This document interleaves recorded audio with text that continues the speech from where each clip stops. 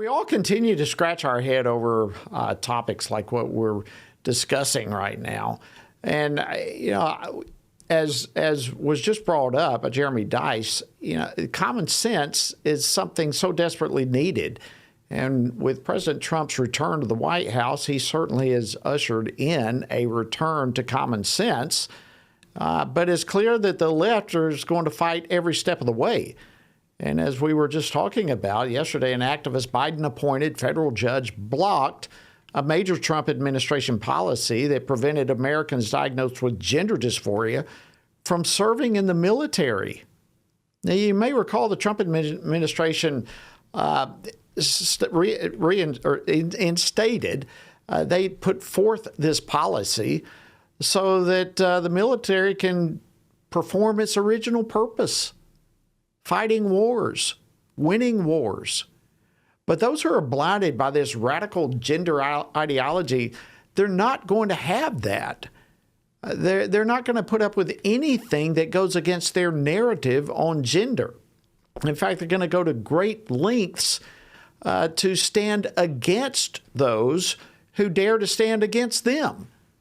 They'll even try to silence elected officials like what we saw in Maine here recently. So what does all of this tell us? This is an important discussion for us to get to the bottom line. What does all this tell us? Well, here now to unpack all of this is Dr. Owen Strachan, Senior Fellow at the FRC Center for Biblical Worldview and Senior Director of the Dobson Culture Center at the James Dobson Family Institute. Owen, welcome back to Washington Watch. Thanks for joining us. Thank you so much, Jody. Thank you for having me back on. Appreciate you. All right, so your thoughts on this judge's decision to block the Trump administration's policy regarding transgender service members? Yeah, in line with what you were just talking about, we have a lot of activist judges out there and activist citizens who believe that it is best for us to go against God's design and what many of us would call common sense. And it's very sad that that is so, but that is how things are.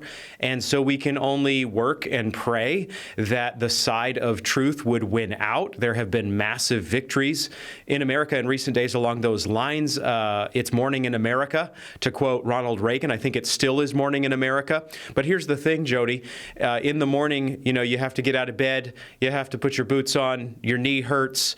Your mind is groggy. And so even as it is morning and we have a presidential administration that is on the side of sanity, there nonetheless are a ton of elements out there that are not on that side. And this is just one of those things. It's kind of like paper straws. I don't know. Choose it. Why would anyone ever choose paper straws over plastic straws? I'm not here to tell you why, but people do. And it's in a much more serious way. We have a lot of people who don't want reality and, more significantly, God's design to rule the day in America. We've got a lot of work to do.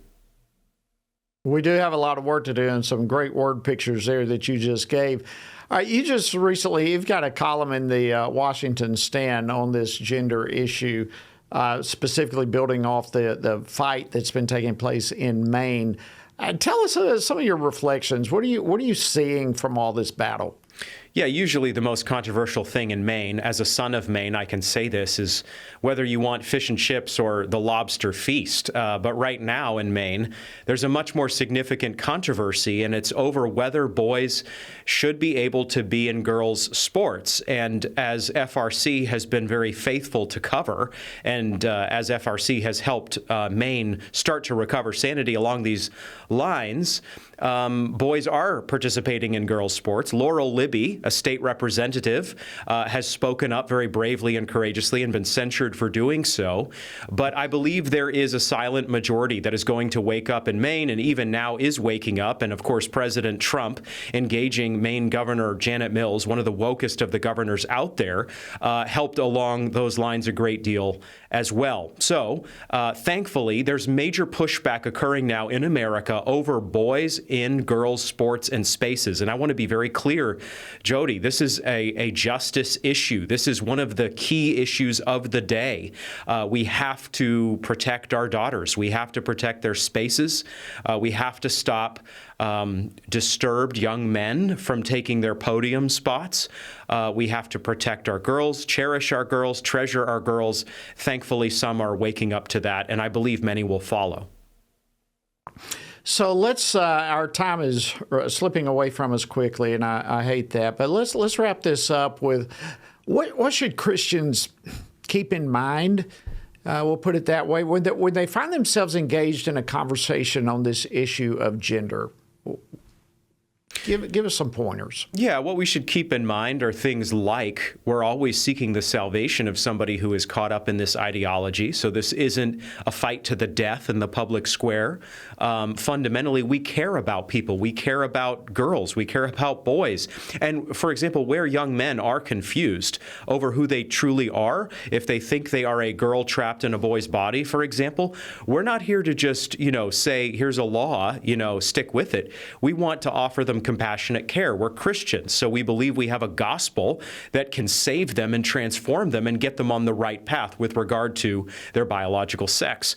But we also have to recognize as Christians that we have to stand against these lies. Every voice matters. It's not just the superstars in the public square who need to speak up. It's all Christians who need to do so. And then the last thing I'll say is we need to keep discipling our kids, because you'd be surprised, Jody, at how easy it is for our kids to be lured away by these kind of lies. Thankfully, the truth is stronger, and the truth of Jesus Christ will win.